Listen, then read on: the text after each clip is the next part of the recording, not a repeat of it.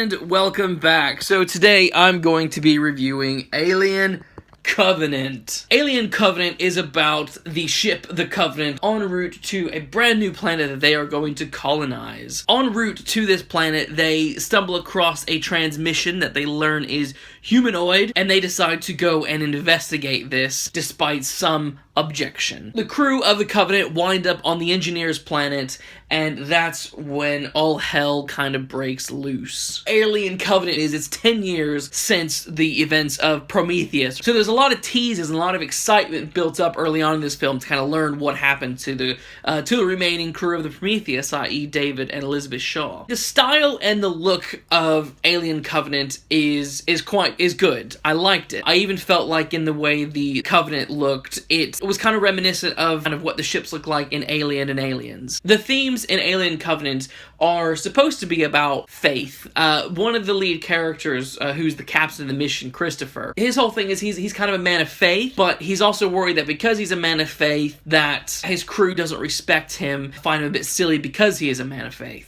And I expected this theme to have a pretty big impact on the story, similar to the theme in Prometheus, which was very much created versus creator, why am I here, kind of stuff, while also dipping into various religious aspects as well. The theme of faith was sidelined. It was pretty much a thing to kind of introduce you to this character, make you very quickly understand who they are, but the idea and the importance of their faith and their belief system doesn't really come into play in the entire film. Let's talk about characters. The characters in Alien Covenant are really quite forgettable. Michael Fassbender is back as David, but he's also playing another robot called Walter. Michael Fassbender's probably the best and the worst thing in this film.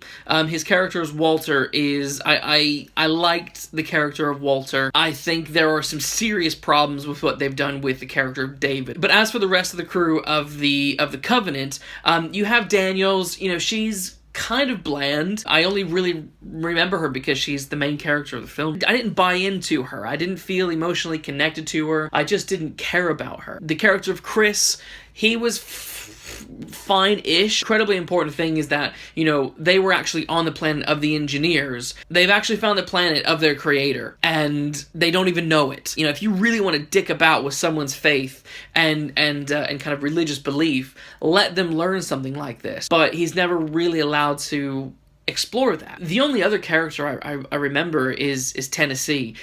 He's probably the only character besides Michael Fassbender's role that actually felt like a character. I kind of believed in him more than I believed in anyone else. Everyone else just kind of felt like they were fitting a slot. Like, okay, we need this kind of character, this kind of da-da-da-da. You know, as I look back at Alien Covenant, I find myself feeling a little bit underwhelmed. I don't think that it was a very strong story. I don't think it offered anything new. I think it's a very typical alien movie. It's literally just about being trapped with an alien, whether that's on a planet or on a ship, which is what we've already seen in Alien and Aliens. You look back at the franchise, you know, Sigourney Weaver as Ripley is, you know, she's awesome in that role. Noomi Rapace was brilliant as Elizabeth Shaw, but I also think the other actors and characters in Prometheus were brilliant as well. That's the thing, when I look back at the other Alien films, even the ones that I don't like, you still remember some of the characters. You remember more of them, and you remember liking them or disliking them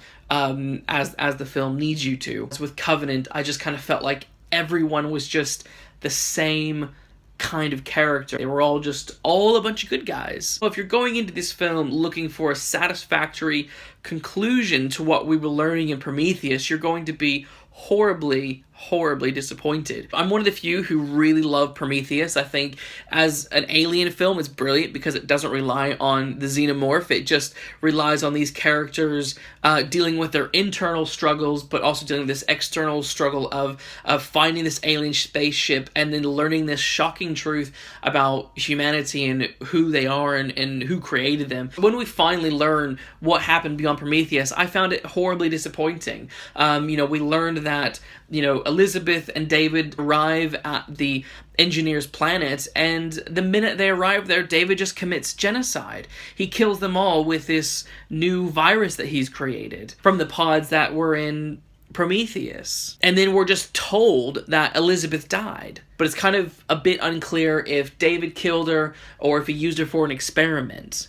Which brings us to my next huge issue with this film is the character of David. You know, he had seen his creator act so evil, and he had seen the humans' creator act so evil, that him and Elizabeth kind of had this reconciliation together, and I was excited to see them two go on an adventure.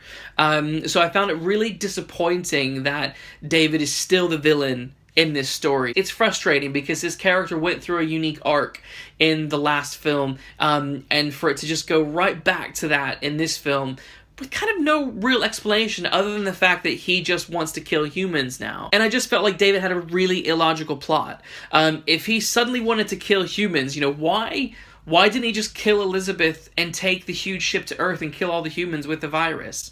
I don't understand why he took the ship to the engineers' planet, killed all the engineers, then crashed the ship there, and then was stuck. And then, of course, the next big thing is they have laid the entire Alien franchise on the back of David now. David is now responsible for engineering these microorganisms into becoming what is, you know, the kind of classic face hugger that then becomes the xenomorph. One of the burning questions that I, never had was, where did the aliens come from? How were they even created? I never gave a shit about that. So I think that to have this entire film really be nothing more than just a massive setup for where the xenomorphs come from is a massive letdown. It was almost like Ridley Scott was just too afraid to touch anything, that was important to the Prometheus film, because this film just had to be so alien in order to win his audience back. And when I look at all this, there's no one else to blame but the fans and Ridley Scott. The fans went ballistic over Prometheus because it wasn't alien enough. Where's the alien? And Ridley heard that, and he's like, oh, I guess I made a mistake.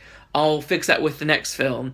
And then the next film is just a regurgitation of everything alien that we already know and have seen before. So there we are. I mean, that is Alien Covenant, a mediocre addition to the Alien franchise. Alien Covenant does its best to hit all the beats of what you expect an Alien film to do. It has the ability to trick the audience into thinking they're watching a good film because you're thinking, oh, this is what an Alien film should be. That's where people had the problem with Prometheus, is they assumed it should be about the xenomorphs when it actually doesn't need to be. I don't really know who it's going to appeal to, because as an Alien fan and as a Prometheus fan, it didn't appeal to me at all. I found myself, about midway through, thinking, I'm really hungry and I can't wait to go home and have dinner.